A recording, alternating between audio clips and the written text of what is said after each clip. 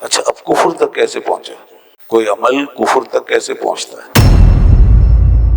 جس چیز کو اللہ نے حرام قرار دیا اس کو حلال سمجھ کے کرنا. جیسے شراب پینا حرام ہے، اب کوئی حلال سمجھ کے پیے گا تو کافر ہو جائے گا. سود کھانا حرام ہے، قرآن مجید میں واضح طور پہ اعلان ہے احل اللہ البیع وحرم الربا، اللہ نے بیع کو حلال کیا اور سود کو حرام فرمایا. اور ان خارجیوں کا ایک مسئلہ اور بھی تھا، یہ بیٹھے بٹھائے مسلمانوں کو، کلمہ کو مسلمانوں کو، حتیٰ کہ نمازیوں کو، پرہیزگاروں کو، دینداروں کو، یہاں تک کہ صحابہ جیسی عظیم جماعت کو کافر و مشرک ڈکلیئر کرتے تھے. وہ جو لوگ آج کل بھی کرتے ہیں نا، غیر اللہ غیر اللہ غیر اللہ، مسلمانوں کے اندر غیر اللہ. اسلام کے بعد سب سے بڑا فرض نماز ہے، اور جو نماز جان بوجھ کے چھوڑ دے، مرد یا عورت، بالغ عاقل، تو وہ بڑا گناہگار ہے اور وہ فاسق ہے، لیکن کافر نہیں اگر کسی نے مذاق میں کہا. اور جیسا کہ آپ دیکھتے ہیں لوگ ایمان کی باتوں کے ساتھ چلتے پھرتے مذاق کرتے رہتے ہیں. نماز کے بارے میں کہتے ہیں کہ بھائی ہمارے لیے معاف، کبھی روزے کا مذاق اڑا دیں گے، کہتے ہیں بھائی ہمیں کوئی فرق نہیں پڑتا، بھائی دیکھا جائے گا، ہمارے لیے معاف. اور پتہ نہیں کیا کیا لوگ منہ سے نکالتے ہیں. اس سے بچیے، اور یہ خطرناک معاملہ ہے.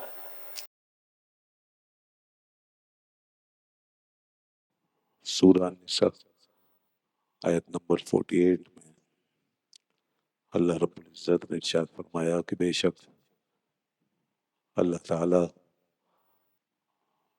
نہیں بخشے گا اس بات کو کہ اس کے ساتھ شرک کیا جائے، اس کے ساتھ کفر کیا جائے،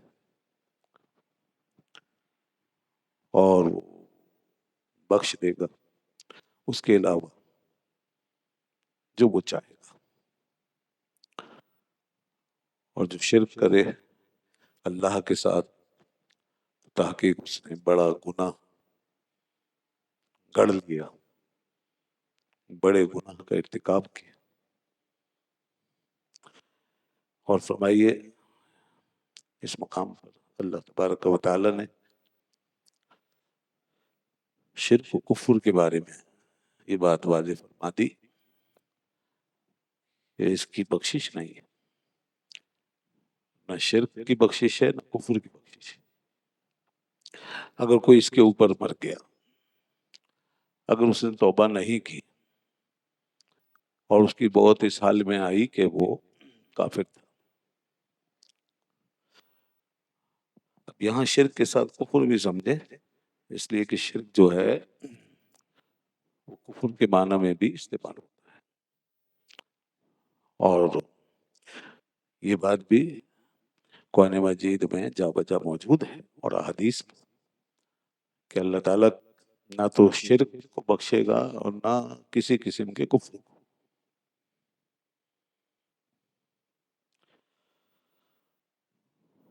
چنانچہ جہاں بعض اعمال کے سلسلے میں ایسی سزائیں بیان ہوئیں کہ جو اس عمل کا مرتکب ہوگا وہ ہمیشہ جہنم میں رہے گا، جیسے کوئی کسی مسلمان کو قتل کر دے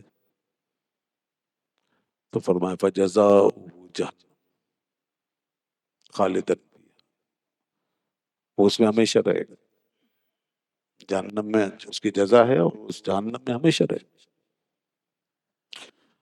تو علماء دین نے اس کی تعویل کی کہ یہ عمل صرف عمل نہیں رہا ہوگا بلکہ کفر تک پہنچ گیا ہوگا، کیونکہ جب اس کی جزا، اس کی سزا ہمیشہ کی جہنم ہے تو پھر وہ عمل محض عمل نہیں رہا بلکہ وہ کفر تک پہنچ گیا. اچھا اب کفر تک کیسے پہنچے؟ کوئی عمل کفر تک کیسے پہنچتا ہے؟ تو علماء نے یہ بات واضح کر دی ہے کہ جس چیز کو اللہ نے حرام قرار دیا اس کو حلال سمجھ کے کرنا.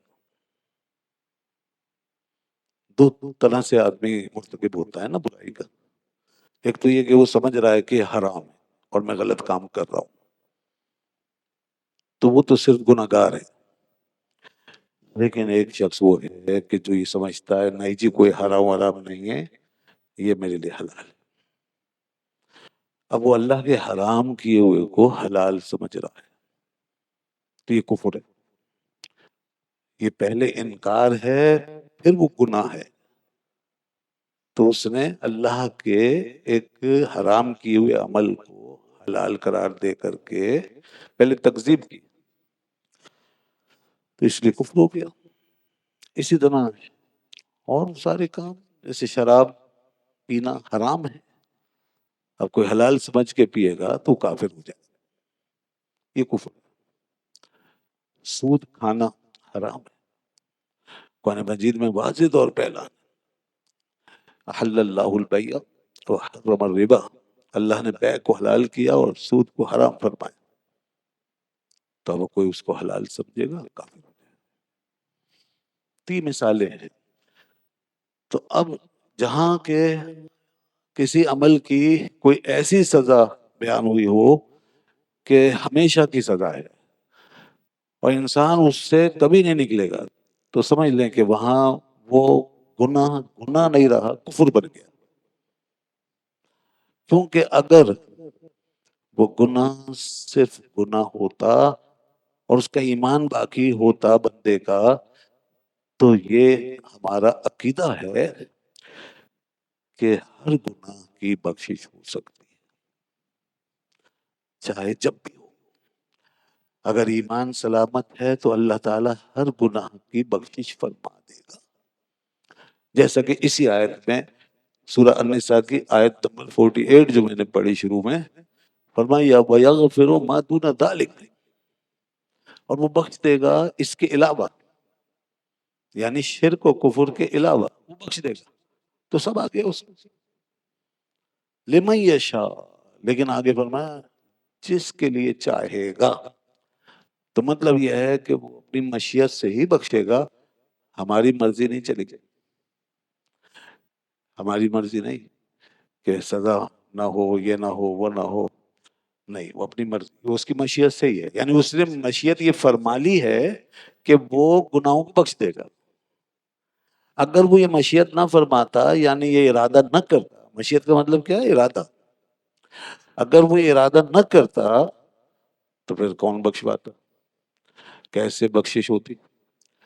تو لہذا اب اس کی مشیت کا قانون یہ ہے کہ شرک اور کفر کو نہیں بخشے گا، یہی مشیت ہے، اور گناہ کو بخش دے گا، یہی مشیت ہے۔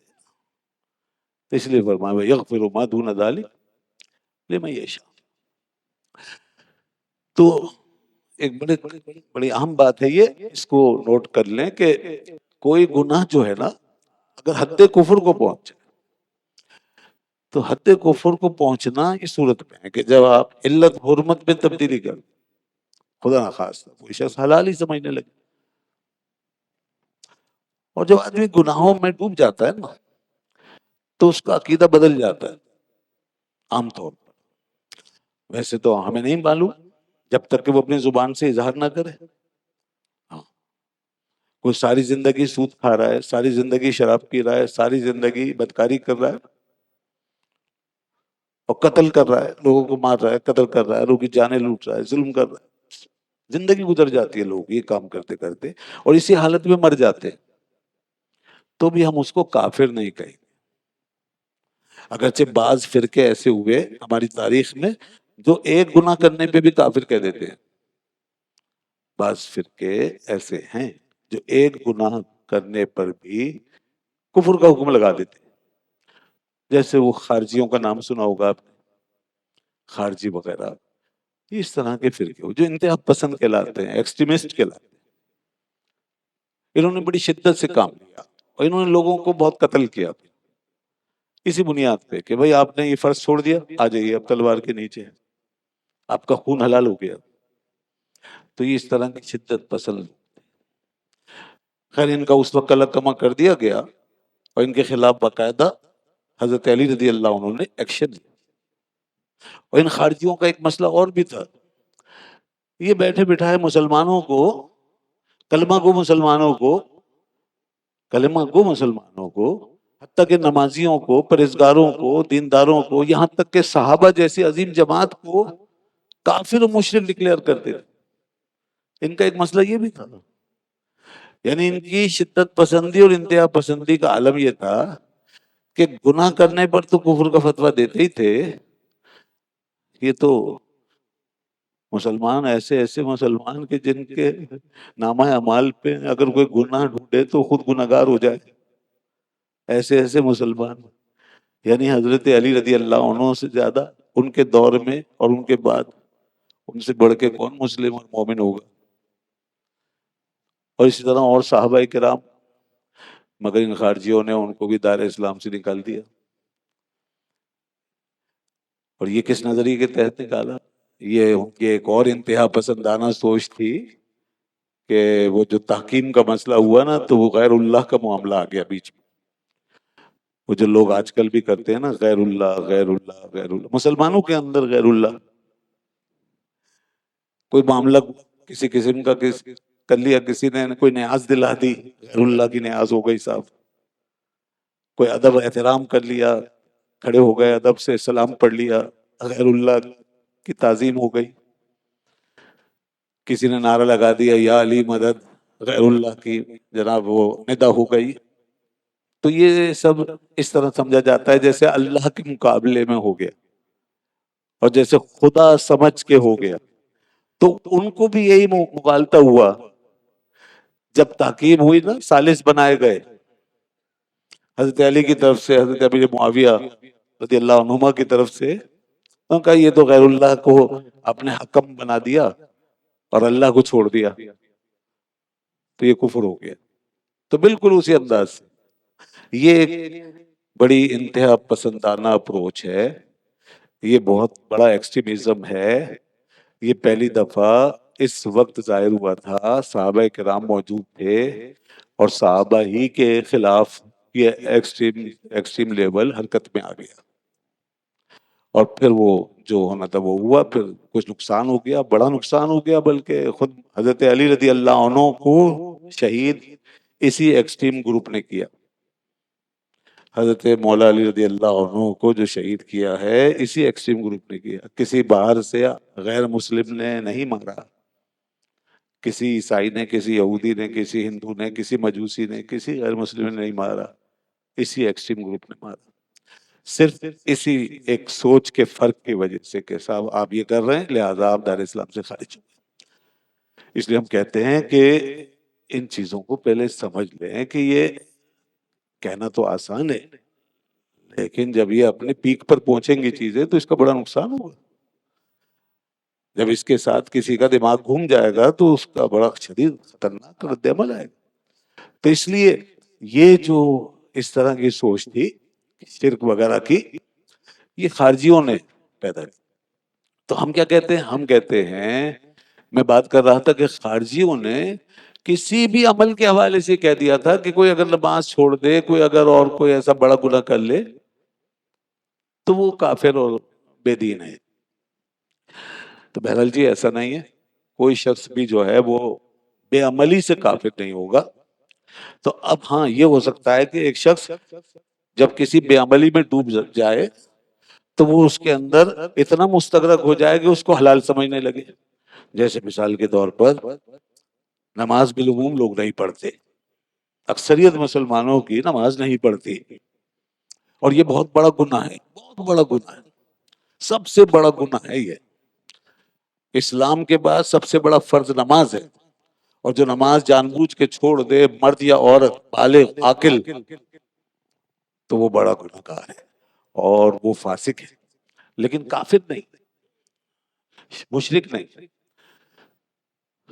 لیکن اگر کوئی نماز چھوڑتے چھوڑتے یہ سمجھنے لگے کہ نماز چھوڑنا میرے لیے جائز ہے اور مجھ پہ نماز فرض نہیں ہے، تو یہ خطرناک بات ہے. یہ وہ ریڈ لائن ہے ایمان کی جو کراس ہو گئی. اسی طرح یہ ایسے ہی معاملہ جیسے کہ کوئی شراب نوشی کو حلال سمجھ لے، جیسے کوئی زنا اور بدکاری کو حلال سمجھ لے، جیسے کوئی سود کھانے کو حلال سمجھ لے، اسی طرح اگر کوئی نماز چھوڑنا اور روزہ چھوڑنا اس کو حلال سمجھ لے تو یہ پھر کفر ہے. تو اب بہرحال ہمیں نہیں پتا کہ آدمی یہ سمجھتا ہے یا نہیں سمجھتا. ہمیں جو چیز نظر آئی ہے وہ زیادہ گناہ نظر آئے. اس چیز کو اللہ پاک نے کہ برائی جب چھا جاتی ہے اس وقت ایسا ہوتا ہے. قرآن پاک نے اس کو بیان فرمایا اور فرمایا بلا من کسب سیئۃ واحاطت بہ خطیئۃ. بلکہ دیکھو کہ ایک شخص جو برائی کرتا ہے پھر اس کی برائی اس پر چھا جاتی ہے، تو یہ برائی کا چھا جانا یہ اس سینس میں ہے کہ اب اس نے اس کو حلال سمجھ لیا. اس کو اس طرح بیان کیا قرآن نے یہاں اس مقام سورہ بقرہ میں فرمایا کہ اور اس کی برائی اس پہ چھا گئی، اس کا احاطہ کر لی. وَأَحَاطَتْ بِهِ خَطِيئَتُهُ فَأُولَٰئِكَ أَصْحَابُ النَّارِ هُمْ فِيهَا خَالِدُونَ. اب آ گئی وہ سزا، بس یہ جہنمی ہیں اور یہ اس میں ہمیشہ رہیں گے. یہ کافر کی سزا ہے. تو اس کا مطلب یہ ہوا کہ اگر کافر کی سزا آگے آ گئی ہے تو پیچھے جو عمل ہے وہ عمل پھر بے عملی نہیں ہوا ہے، فقط وہ صرف گناہ کی حد تک نہیں رہا بلکہ وہ آگے بڑھ کر کفر میں داخل ہو گیا. اور میں نے بتا دیا کہ کوئی عمل بے عملی وہ کفر میں کیسے داخل ہوگا. تو دوستو اس بات کا خیال ایمان کی کچھ حدود ہے. گناہ تو انسان سے ہو ہی جاتا ہے، چلتے پھرتے ہو جاتا ہے، آدمی توبہ بھی کر لیتا ہے، لیکن اور اگر خیر توبہ نہ بھی کرے اور جان بوجھ کے بھی کرتا رہے خدا نخواستہ، تو بھی کم از کم اس بات کا خیال ضرور رکھے کہ کہیں کفر سرزد نہ ہو، کہیں اس کو حلال نہ سمجھ لے، کہیں یہ بات زبان پہ نہ آ جائے کہ بھئی ہمارے لیے سب جائز ہے. اگرچہ مذاق میں بھی ایسا کلمہ کسی نے کہا تو اس کا ایمان ختم ہو جائے اگر کسی نے مذاق میں کہا. اور جیسا کہ آپ دیکھتے ہیں لوگ ایمان کی باتوں کے ساتھ چلتے پھرتے مذاق کرتے رہتے ہیں. نماز کے بارے میں کہہ دیں گے بھئی ہمارے لیے معاف. کبھی روزے کا مذاق اڑا دیں گے کہتے ہیں بھئی ہمیں کوئی فرق نہیں پڑتا، بھئی دیکھا جائے گا ہمارے لیے معاف. اور پتہ نہیں کیا کیا لوگ منہ سے نکالتے. اس سے بچیے. اور یہ خطرناک معاملہ ہے. اور جب انسان سے کفر صادر ہو جاتا ہے تو اب چاہے وہ نام کا اسلام الدین ہو، کریم الدین ہو، رحیم الدین ہو، شریف الدین ہو، جو بھی ہو بھائی، اس کا جو بھی نام عبداللہ ہو یا رحیم اللہ ہو یا عبد الرحمن ہو، جو بھی ہو، وہ نام کا تو مسلمان ہے مگر ایمان سے وہ فارغ ہو چکا. تو اب نام کا مسلمان رہ گیا، بس شناختی کارڈ کا مسلمان، اور اس کے ساتھ ہی اس کا نکاح ختم ہو گیا. جب آدمی کے منہ سے یا کسی عورت کے منہ سے کفر نکل جائے تو اس کا نکاح ختم ہو گیا. اب دوبارہ توبہ کر کے اسلام میں داخل ہوں گے اور نکاح دوبارہ ہو. اگر یہ نکاح دوبارہ نہیں کیا تو ساری زندگی وہ عمل گناہ میں لکھا جائے گا. گھر کی زندگی کا ایک ایک لمحہ شاید گناہ میں لکھا جائے، کیونکہ اب وہ عورت وہ اس کے لیے اجنبیہ ہو گئی. یہ حکم ہے، یہ دین کی ایک بارڈر لائن ہے، دین کی کچھ حدود ہیں، کچھ اس کی احتیاطیں ہیں. اس کے اندر ایک سنجیدگی، بہت سنجیدگی ہے، مگر ہم نے اس سنجیدگی کو جیسے اڑا دیا اور ہم نے اس کے ساتھ ایک مذاق کیا. نان سیریسنس کا رویہ ہم نے اختیار کر لیا. یہ خطرناک ہے. تو گناہ الگ چیز ہے، وہ ایک غفلت ہے، وہ خالی انسان کے اوپر ہے، جیسے باہر یا تھوڑا انسان کے اندر اثر ہوا ہے، بس اس حد تک کہ اس کا جیسے اس کا پورا ایگزسٹینشیل جو اس کی جو جہت ہے نا وہ قائم ہے، وہ نہیں بدلی. آپ کا پورا ایگزسٹینس قائم ہے، ایمان کی طرف ہے، آپ مومن ہیں، آپ نے اللہ کو مانا ہوا ہے، آپ نے ساری چیزیں مانی ہوئی. اوپر سے گناہ ہو گئے جیسے گرد کپڑے پہ لگ گئی. یہی وجہ ہے آدمی توبہ کرتا ہے فوراً معاف ہو جاتا ہے. ویسے تو ہر کفر اور شرک بھی معاف ہو جاتا ہے جب توبہ کر لیا، اور گناہ تو اللہ تعالیٰ ایسے بھی معاف فرما دیتا ہے کہ جیسے انسان کوئی نیکی کرتا ہے تو بھی اللہ تعالیٰ اس کی برکت سے گناہ دھو دیتا ہے. فرمایا ان الحسنات یذھبن السیئات، بے شک نیکیاں گناہوں کو لے جاتی ہیں. اس طرح بھی ہوتا ہے. مگر کفر اگر ہو جائے تو وہ پھر توبہ ہی کرنی پڑے گی، اور اس کے ساتھ بڑی لوازمات، پھر نکاح بھی دوبارہ، اور یہ ساری چیزیں. اللہ اکبر. آج بدقسمتی سے الحاد اور بے دینی پھیل رہا ہے، الحاد عام ہو رہا ہے، اور لوگ قصداً جان بوجھ کر کفر کو اختیار کر رہے ہیں، الحاد کو اختیار کر رہے ہیں، وہ سوشل میڈیا کی وجہ سے. تو ایسا آدمی پھر مسلمان کیسے رہے گا؟ جو جان بوجھ کے طے کر لے کہ مجھے نہیں ماننا، فلاں چیز نہیں مانتے، فلاں چیز نہیں مانتے.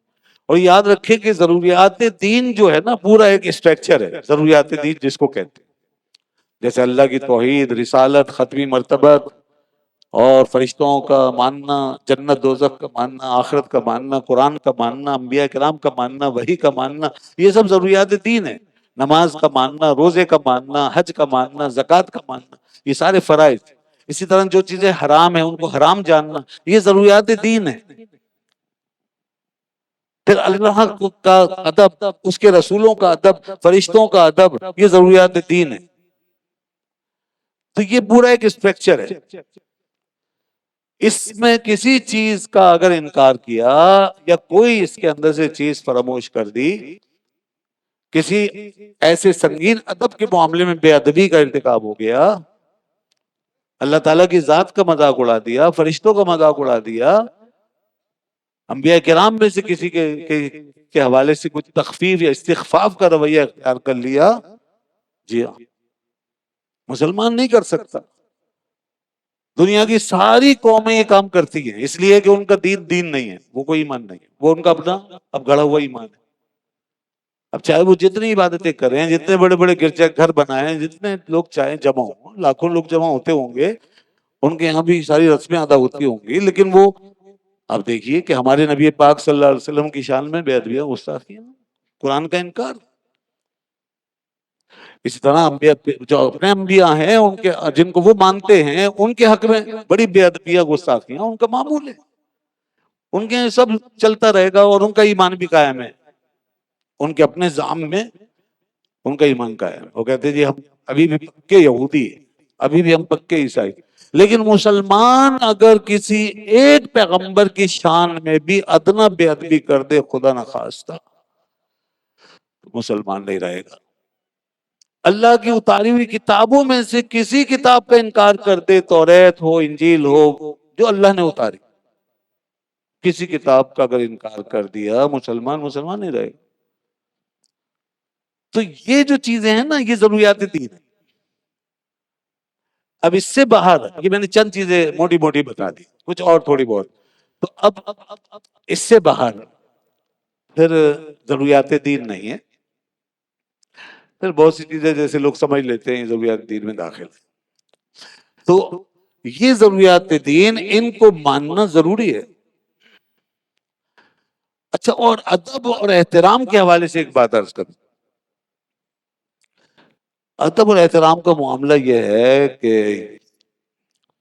اس کا دائرہ بہت بڑا ہے، کیونکہ براہ راست ایمان کی روح بنتا ہے. اس کا دائرہ اس طرح بڑا ہے کہ صرف موٹی موٹی باتیں نہیں، بلکہ خدا اور اس کے رسول کی جو بھی نسبت ہو، اگر وہ نسبت ہے، جو بھی نسبت ہمارے اس طرح کی ہے، دینی کی کوئی نسبت ہے، خدا اور اس کے رسول کی کوئی نسبت، اس کا اگر کوئی استخفاف کرے، اس کی توہین کرے، تو آدمی دائرہ اسلام سے خارج ہوتا ہے. جی، یہ مسئلہ بڑا نازک ہے. اس میں یہ سمجھ لینا چاہیے کہ جیسے مثال کے طور پر کوئی رسول اللہ صلی اللہ علیہ وسلم کی سنت کا مذاق اڑائے، یہ جان کر کے حضور کی سنت ہے، اور وہ یہ سمجھ کے کہ حضور کی سنت ہے، اس لیے میں اس کے ساتھ یہ کہہ رہا ہوں اور یہ رویہ اختیار کر رہا ہوں، تو وہ کافر ہے، وہ مسلمان نہیں ہے، وہ اپنے پیغمبر کا مذاق اڑا رہا ہے، یہ جان کر کے کہ یہ رسول اللہ کی سنت ہے. یہ اتنا نازک مسئلہ ہے. تو اس طرح کی چیزیں ذرا احتیاط، اس میں بہت احتیاط چاہیے ان نسبتوں کے حوالے سے. تو جو چیزیں جیسے ثابت ہیں اس کے بعد، اور جو بعض چیزیں منسوب ہو جاتی ہیں اور ویسے لوگوں کی عقیدت میں آ جائے، وہ ایک الگ بات ہے کہ آدمی ان کا قائل ہی نہیں ہے کہ یہ چیز ثابت ہے، وہ ایک الگ بات.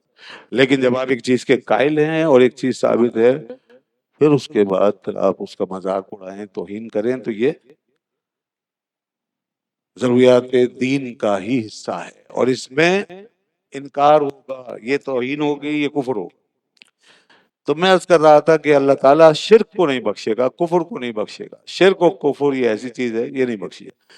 اب لوگ ایسے سمجھتے ہیں کہ بھئی شرک کی بات ہوئی ہے، کفر کی بات نہیں. تو میں نے بتا دیا کہ بعض جب ایسے اعمال کا ذکر آ گیا کہ جن کے بارے میں فرمایا کہ یہ ہمیشہ کی جہنم کا سبب ہے، جو ان کا مرتکب ہوگا وہ ہمیشہ جہنم میں رہے گا، تو اس کا مطلب وہاں کفر ہی ہے کہ وہ عمل حلال سمجھ کے کیا گیا، تو شرک تو نہیں ہے، وہاں کفر ہے، اور قرآن سے واضح ہے کہ اس کی جزا ہمیشہ کی جہنم ہے، تو اس کا مطلب کفر ہی ہے۔